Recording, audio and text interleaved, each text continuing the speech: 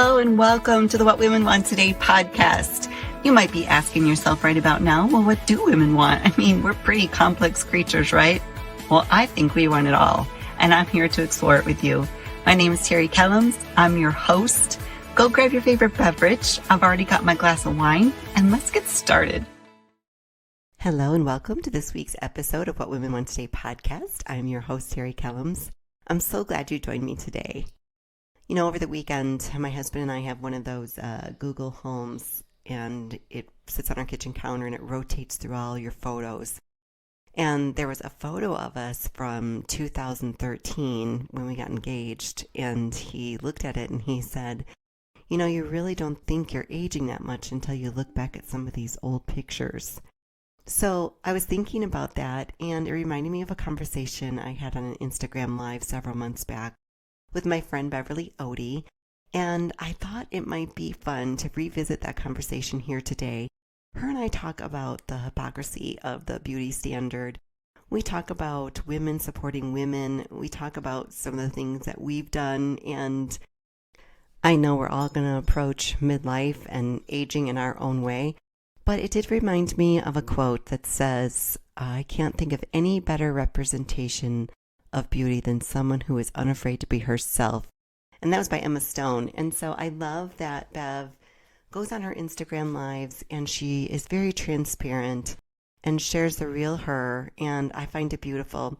I hope you enjoy our conversation today. Let's join that conversation now. Well, before we get started, I would like you to introduce yourself and tell us what you do, because we kind of have a crazy story of why we're friends, right? We do.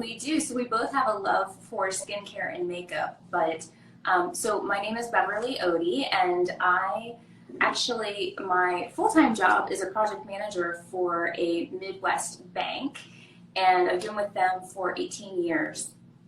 I cannot believe that. I've been in the industry for 28, which still, I mean, you're only 29. Like, how can that be, right? Right? But I love all things skincare, hair care, makeup related, and I'm a sucker for a new product. I will be the first one in line to try something new, and so here I am selling, makeup and skincare products that I absolutely love.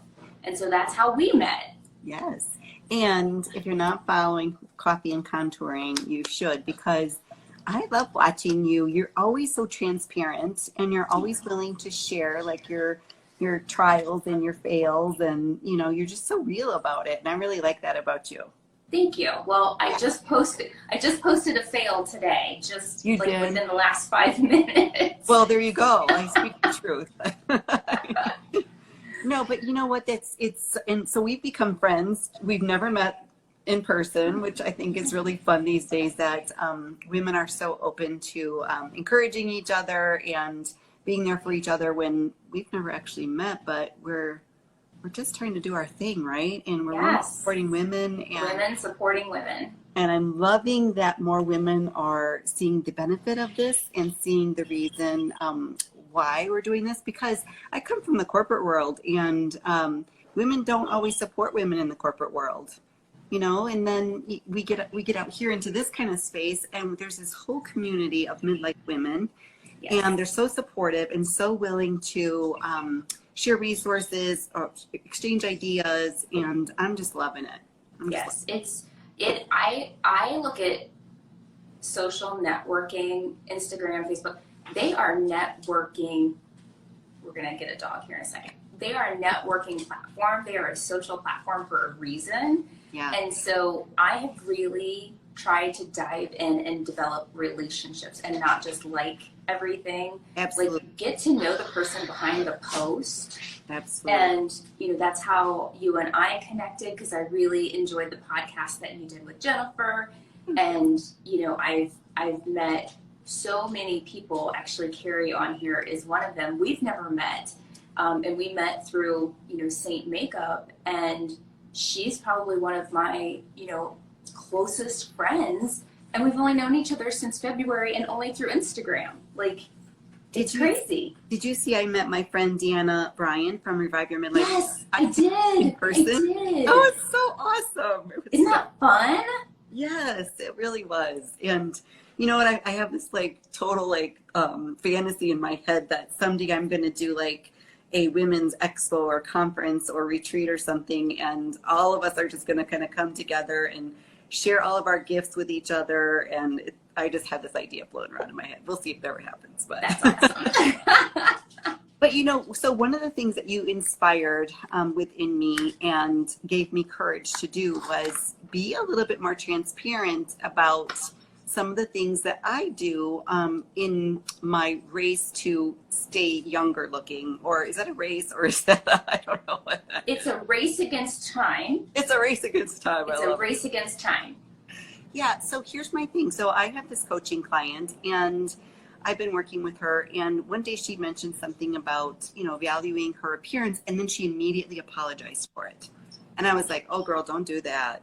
Don't apologize for wanting to look attractive and doing all these things that we all do every day. Yep. And the more I thought about it, I was thinking, okay, we've got sort of a double standard going on here, right? Like, so we have this standard of beauty, and, you know, us middle-aged women, we're fighting against this every day of, you know, the clock is ticking and gravity is against us and, you know, whatever. And yet society says we should be youthful and beautiful. And then when we do those things, sometimes we get judged for them. Right. Society is cruel on both ends of the spectrum. Absolutely. Mm-hmm. So you're very transparent about a lot of the things you do. And you did give me the courage to go on last week and talk about my microblading. I got my eyebrows. I love them. Isn't it so much easier to get ready in the morning too? Oh my God, it's a time saver. Plus, I would catch myself like in the middle of the day, like scratching and then scratching half of it off, walking around with one eyebrow. Yes. Yes, you walk around and you're like, it's under your fingernails because you've got like wax or something. Yeah. And I have mine done, and I still touch them up occasionally because I want them to be darker, or I want them to be a certain shape or whatever. And that's probably one of my, you know, kind of regrets from doing it back in Illinois instead of doing it closer to home, is that they do touch them up for you. Yes. So I guess it's a good excuse for me to go back and spend time with my friend in Illinois, But yeah, so I thought we could talk today about some of the things that we do and be just really transparent. Sure. And excuse me, my goodness. So for those of you who are online with us right now, if you want to share this, we're going to have a very transparent and frank conversation about beauty. If you want to share that, just go down by the comment box to that arrow, and you can actually send our live segment to anybody that you think might be interested. So I don't know which one of us wants to go first. How long have you been doing it, Bev? How long have you been doing like this anti-aging game that we're all playing? I would tell you, I was horrible with skincare as a teenager and young adult. Absolutely horrible. And I was the first one to put sunning in my hair and baby oil on my body and go lay in the sun. So, you know, I was born in 73, and so, you know, I was an 80s youngster, and, you know, graduated in 92, and so that was what you did. You went to the tanning booth and you tried to be as dark as you possibly could. And so I treated my body horribly in those, you know, in that time, and those things have come back to haunt me through age spots and, you know, wrinkles very early on. And so I started getting Botox in 2010. Okay. So 11 years ago. Is that right? Okay. Yeah. So 11 years ago. You know, and I have had, you know, from the neck up, I've probably had almost everything you can get done in some way, shape, or form. And there are times where, you know, I'll go back and have a procedure repeated, and there are times where, you know, I'm like, yeah, I did that and I didn't like the way it looked on me, and I haven't been back to have that specific procedure done. How about you? Well, okay, so I started, and this will probably be the first time I've ever talked about this. I don't think I've talked about it on my podcast, but I'm not ashamed of it. I guess I'm just modest, and I feel like once you put it out there, like, it's drawing people's attention to things, but it's the judgment. It's the judgment of what people will say. Mm-hmm. Yeah. So in 2010, I moved to Arizona from Illinois, and I will say that I believe, this is my belief, that Midwest women are slower to the botox plastic surgery game than people on the East and the West Coast, right? Agree. So I moved in 2010 and all of a sudden found myself in Scottsdale, Arizona, where all the beautiful people live. And, they call it Snotsdale for a reason, right? I've never heard that. Not everybody, but I remember the first time I walked into a mall on a Saturday morning, just stuck my wet hair in a pony, jumped out of the shower, had to get my glasses at a certain time, and no makeup, maxi dress, and the way the women looked at me, I think for the very first time in my life, I became so aware of myself in a whole new way. I was like, I'm not a Midwest girl anymore. This is a whole new ball game. So I would say over the next couple of years, I went through a very stressful divorce and lost a ton of weight, like 55 pounds. And I suddenly had all this saggy skin, and I had nursed my youngest child. So my breasts were very not looking pretty. And for the first time, I thought, I'm just going to go talk to a plastic surgeon and just kind of see what my options are. And he talked about a thing called the mommy makeover, which does both your tummy and your breasts. And I was like, no, I'm not quite ready for it. So a couple more years passed, and I met my now husband, and I think we were planning to get married. And I thought we were starting to travel more, and I was in a swimsuit more often than I ever had been in my life. And I thought, I'm just not comfortable with my body. This really doesn't have to do with what he thinks, because he thought I was beautiful the way I was. Mm-hmm. And it wasn't really necessarily what other people were looking at me. It was just the way I felt about myself. And so I went back and I had breast implants, and a year later I had my tummy tuck done, and the doctor that I decided to go with offered free Botox and free microneedling. So I got some procedures done that I'd never even thought about before. And I was like, okay, I get this. That I can look at myself in the mirror, and that's really the only person I think I do it for, is how I feel about myself when I look in the mirror. I agree with you. Go ahead. I was going to say, so my husband's the same way. So he doesn't, he doesn't understand it. He doesn't, kibitz about it at all, but he definitely doesn't get the feeling within me of what I see in the mirror. And I've had a mini facelift, or a quick lift is what they actually call it. And he was like, what are you doing? Why are you doing that? And I'm like, it's about me. It has nothing to do with you, or you can tell me I'm beautiful all day long. It's what I see in the mirror that I don't like, so it's that judgment, it's the judgment from other people, and then it's the judgment of yourself when you look in the mirror, and the self-talk. Because have you noticed since you've done any of those treatments that you nitpick at yourself more? That's a great question. I'll have to really think about that one a little bit more. I'm not sure. I have. You do? Yes. You're constantly looking for more flaws now? Not necessarily more things I want to do in that regard, but I notice my Botox wearing off, right? Or I'll notice that my lips don't look the same. Like, I'll be the first one to notice something creeping back that was an insecurity of mine. So, one of my biggest insecurities is my smile. I have a very gummy smile. And so I will catch myself in a picture and I'll see it. And I'm like, okay, it's time to go get a lip flip, or, something that helps counteract that, because I don't like that. And I haven't since I was, 5 or 6 years old. Yeah. Looking back, you look at my pictures and I'm always scowling. I have resting bitch face anyway. I don't need any more help. Oh gosh, that's kind of a funny phrase, isn't it? So I know women, I'm friends with women whose husband, one friend I'm thinking about right now, like, so a lot of people didn't know when I got my procedures done.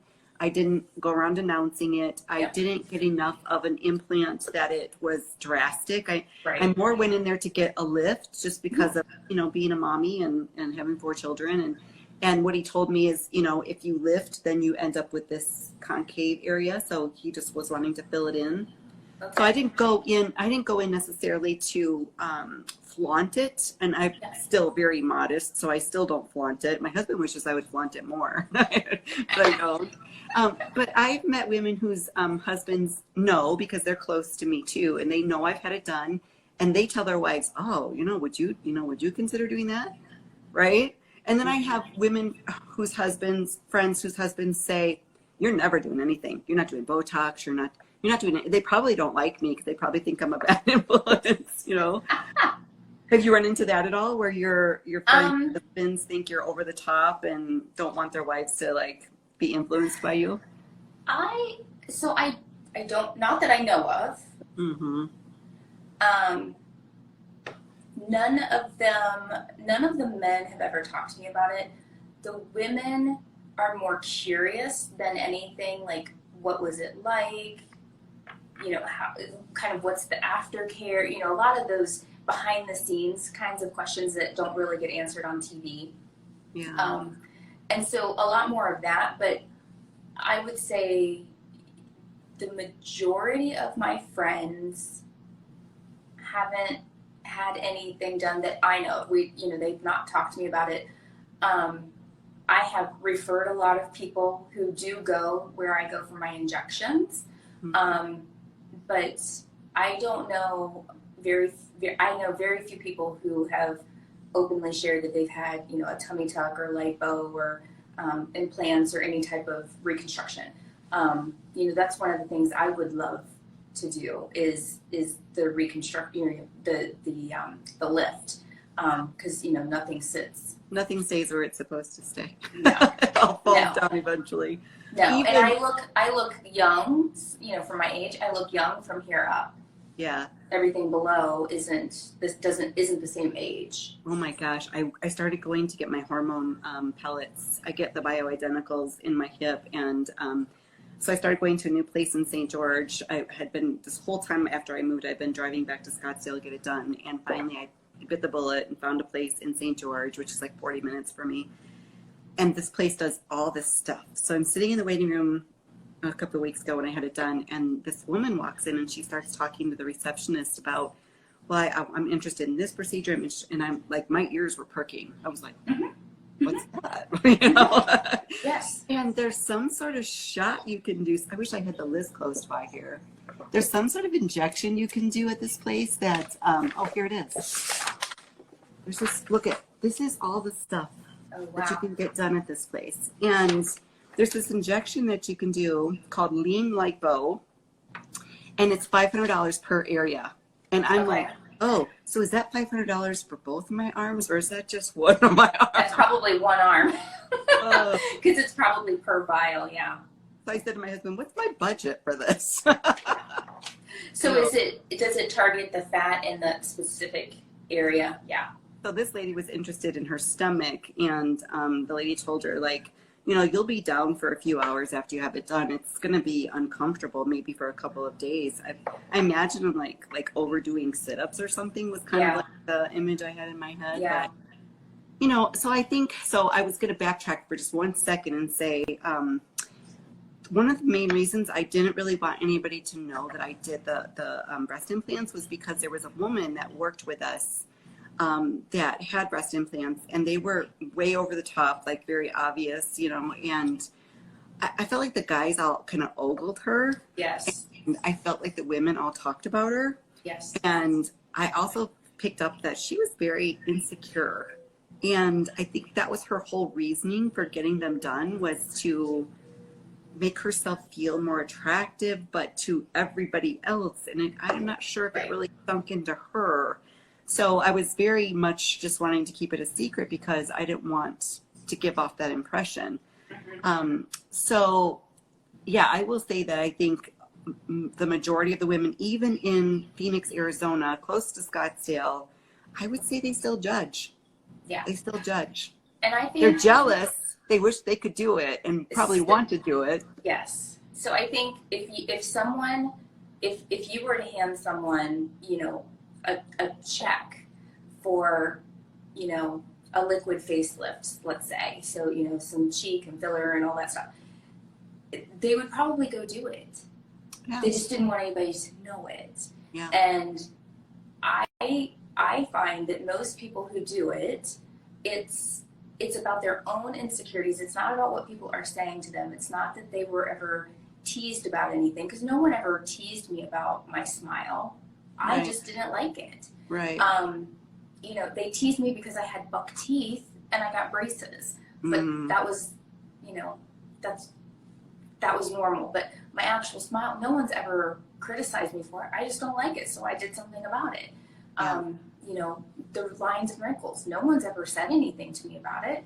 I just didn't like it. Yeah. But I think that more Midwestern women are doing things now because we're watching shows like Real Housewives, right, and shows where, they've made it more accessible, and more people do it here, so there are more more locations that do it, different types of locations. And so, if there's one piece of advice I would give anyone, it's to make sure you are 100% comfortable with the person who has the needle, and not necessarily because you're going to get bruised, or they might make a mistake, because mistakes can be corrected, right? Even overfilling something, that can be dissolved. I'm talking about the person you need to trust that won't sell you a package of goods, right? Because I'm not looking for someone to go pointing out my flaws. Right. I don't go in and say, tell me what I need. Yeah, exactly. Right? I go in and I own that myself. I want X, not I need, or what do you think I need? Because their impression of me is not as important as my own. Right. I 100% agree with that. I actually love my my surgeon, and I've referred a couple of my friends to him. And I had this one sweet friend that she had breasts that were two different sizes her whole life. One was like an A, one was like a C. Oh, wow. And she was so self-conscious about it. And, like summertime, and we, in Arizona, we show our skin so much more during the year than when I lived in the Midwest. And so, there was lots more opportunities to wear tank tops and swimsuits or whatever. And so she finally got it done. She is so happy. Yep. So happy. And it has nothing to do with flaunting her breasts for the world to see. So much it about probably has everything to do with trying to hide something that she was embarrassed about or didn't feel adequate enough in, right? And the trouble we go through to camouflage those things when something can be done to just kind of alleviate that need. I mean, I bet she feels 100% better, because she's not trying to stuff anything to make herself look even, and all of the things that we do to protect our, to protect ourselves from being judged. Yeah, and I'm so proud of her, because she is so much more brave than I ever was, because, she just jokes about it, and she'll just tell somebody, I got brand new tits, I think is how she says it, So I'm proud of her for being I've always been of the,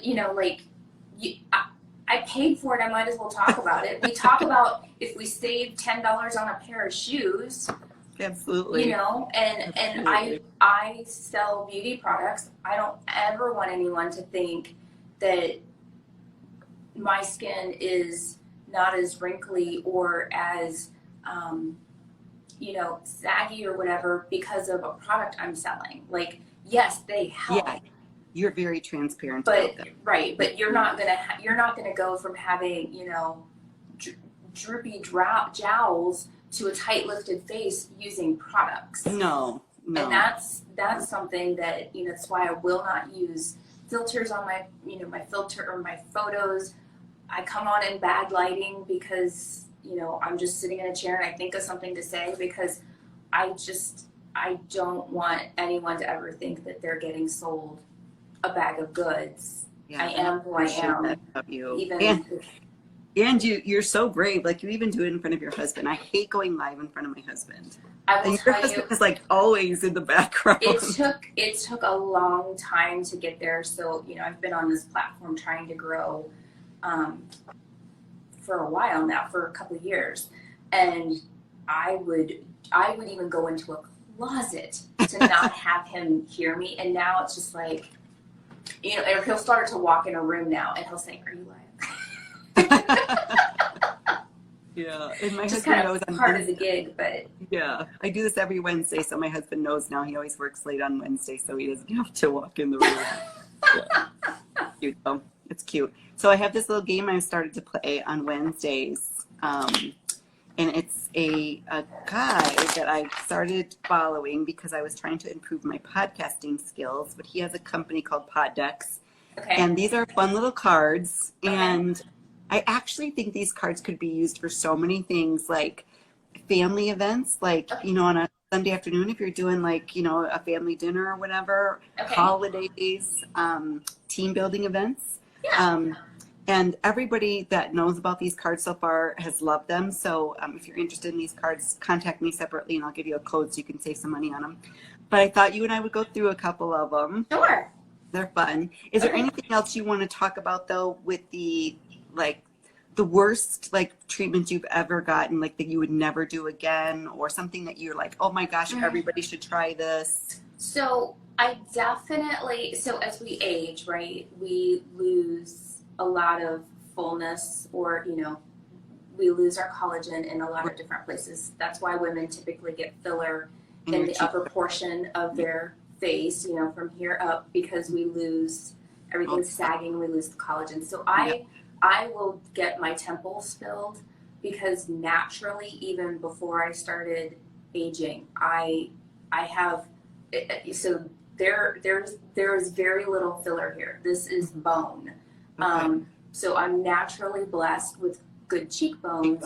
But I will get so sallow here that if we don't fill a little bit here, I cave in. And then I cave in here. So I try to just round that out a little bit.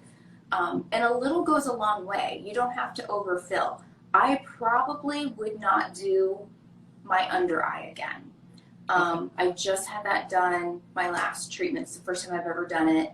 I liked getting rid of the hollow here. Mm-hmm.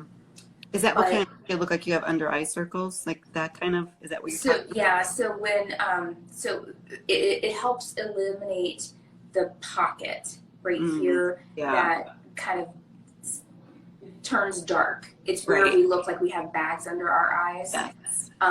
Even though you may not really have a bag, it's just how little skin you have there. So it's now filled with filler so that it's less concave.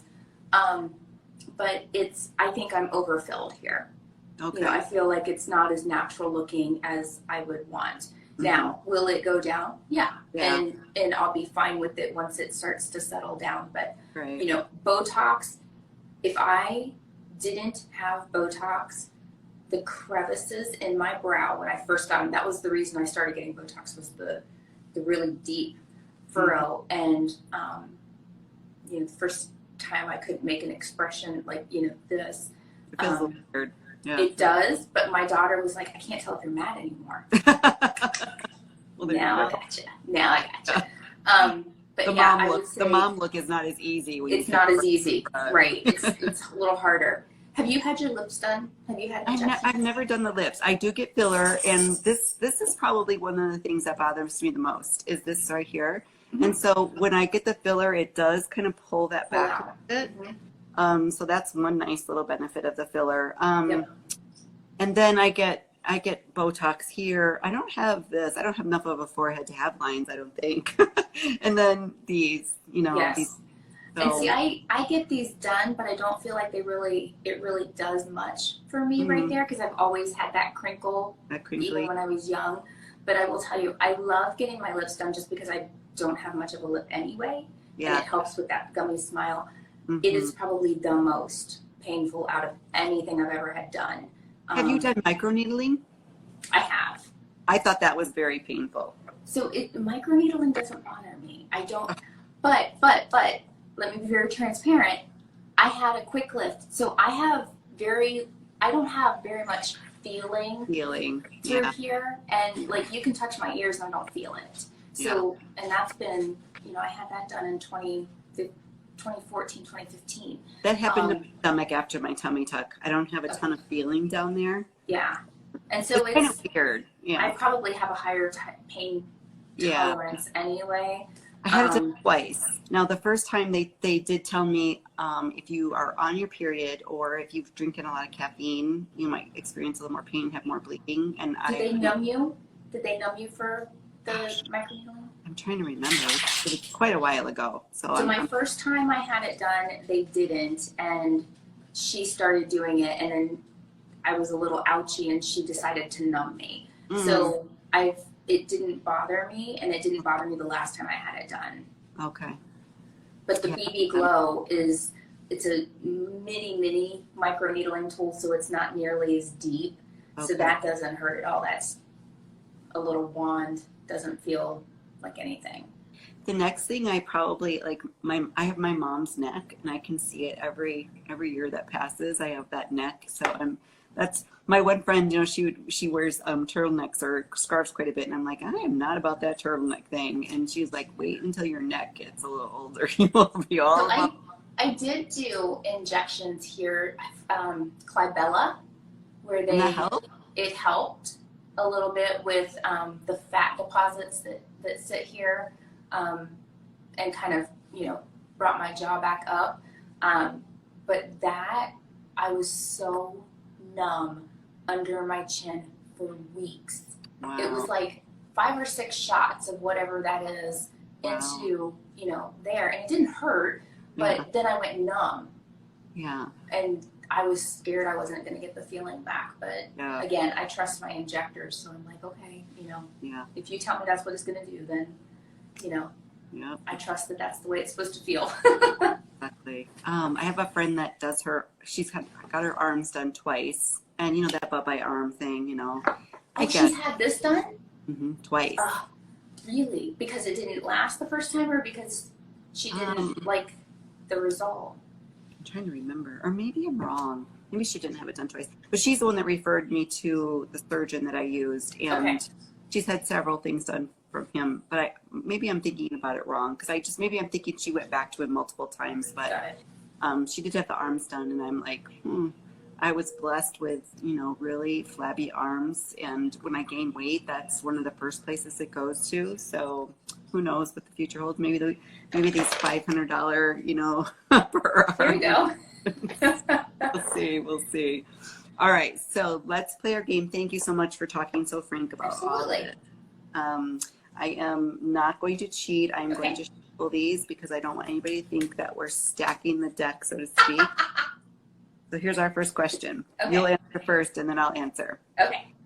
Would you choose a shorter life and be super rich, or a longer life and be somewhat poor? I'm going to say shorter and rich. Really? I am. I say that because I would like to have the money to do some things that I'd like to do with my family now that we don't have an opportunity to do, and to leave my daughter well enough off. Oh, that's so sweet. When I'm gone. Yeah.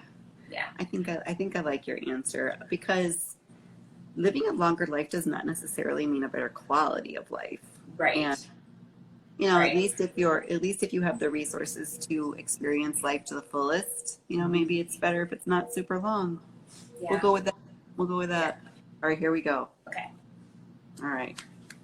These are thought-provoking. I know. These are great. Yeah. These are really great. And there's multiple different ones that you can buy. I bought all of them from him. Oh. So you'll never run out of questions. I will not run out. What instantly makes you not like another person?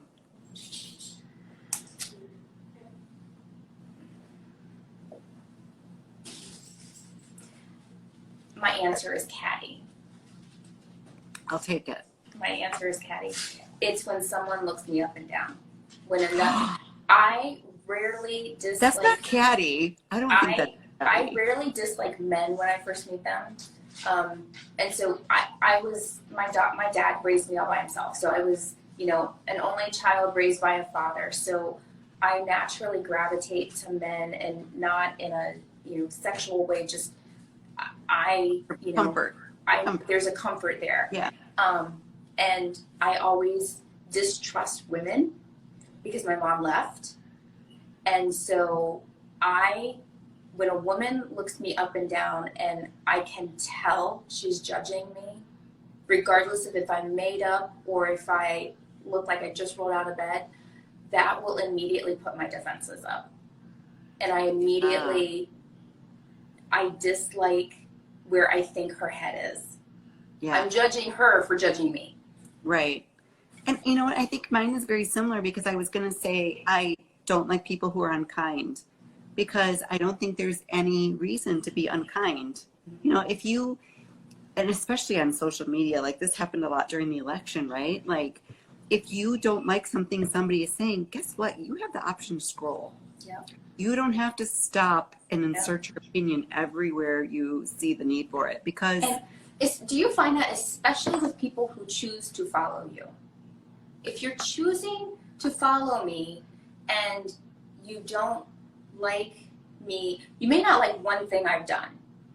I can see that. I would never blast that on someone's page. I might say something offline if I'm invited to have an opinion. But I would never share my opinion in a negative way in front of hundreds of people.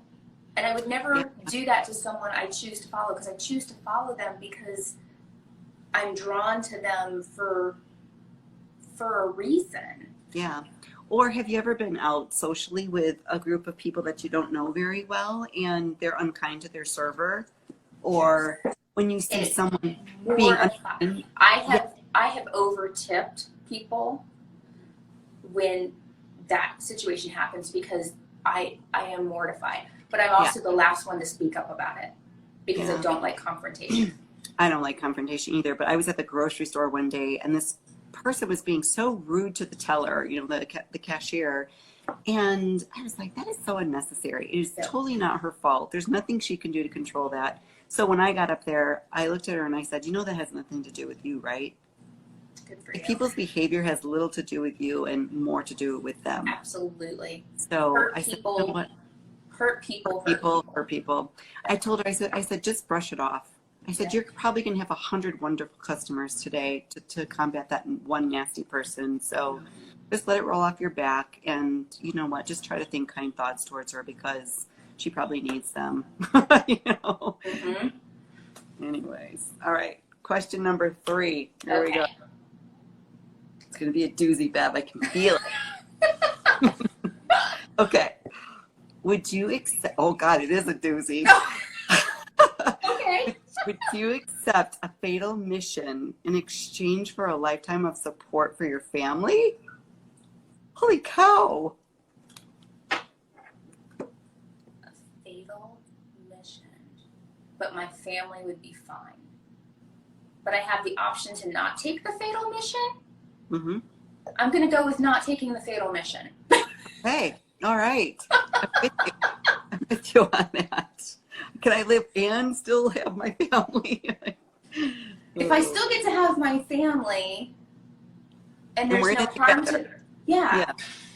I mean, but if my family's going to be in jeopardy and the fatal mission saves my family, then I'm going to do the fatal mission. No, I don't think it's saying that. So we're going to go with that. Okay. Beth, it was so fun to hang out with you today. I just love you. I love you too. You are so sweet.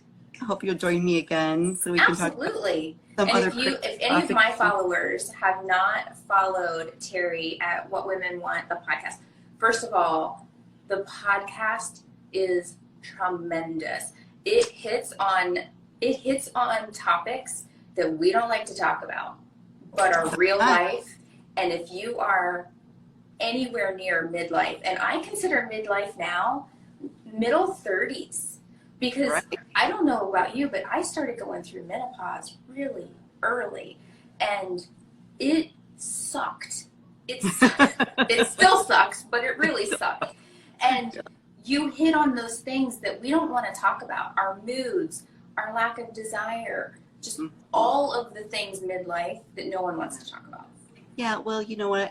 I think it's all about community, and healing happens in a community. So if we can band together, like at the start of our conversation today when we talked about it, if we can band together a community of women and share our knowledge and what we know, like there may be healing there. And if I'm bringing some new idea that you've never considered before, and maybe now hearing someone else's story makes you consider it, awesome. I'm so excited. And if you listen for nothing else, her timbre when she talks, her tone, you are so calming.